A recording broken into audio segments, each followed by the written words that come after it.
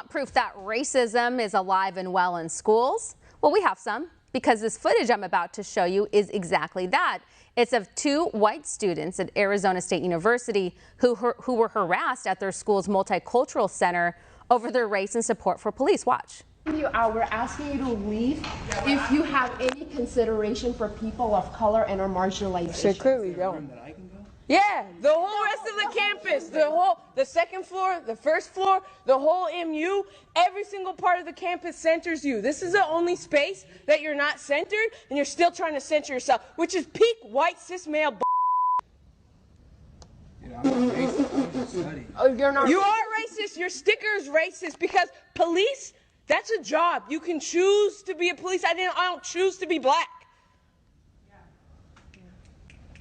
Okay? No, you can choose to be a cop. You can choose to kill people with a badge, and you're protecting that, which means that you're racist. Just hypothetically speaking, could you imagine if this was the other way around? I mean, this is blatant racism. Join me now from Nashville, Tennessee, editor at the Daily Wire and host of the Ian Haworth Show, Ian Haworth. Ian, it's great to see you. So Ian, this video that's going viral is rather shocking.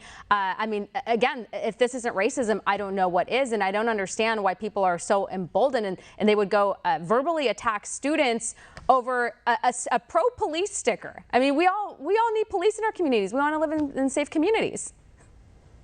Well, I think it's so funny that they said that this is a multicultural space when it's clearly not. If one culture over another is not accepted to be there.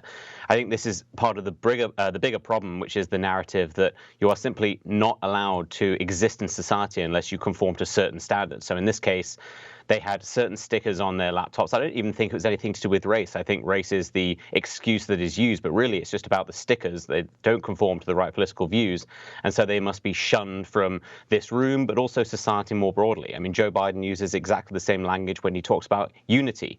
They don't actually care about unity. They care about unity around a set of leftist ideals.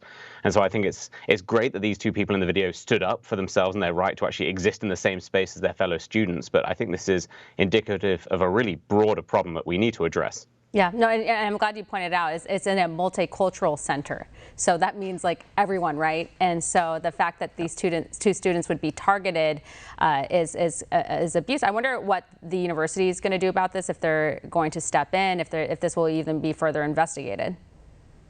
I very much doubt they'll step in. I don't think really the incentive is there for universities or other institutions to do anything about this. I think students are acting this way because they know they can get away with it, but I also think to some extent they're being encouraged.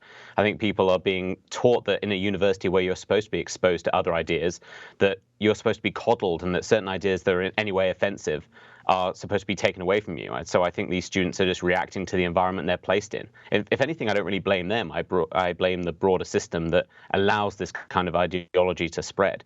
The fact that university isn't a place where every single idea can be at least accepted as part of a debate. You don't have to agree with everything, but the idea that you can shun other people simply from thinking something different than you is really appalling and doesn't deserve to exist in anything that's an educational institution. Yeah, well, I'm glad these students stuck up for themselves, so I appreciate that.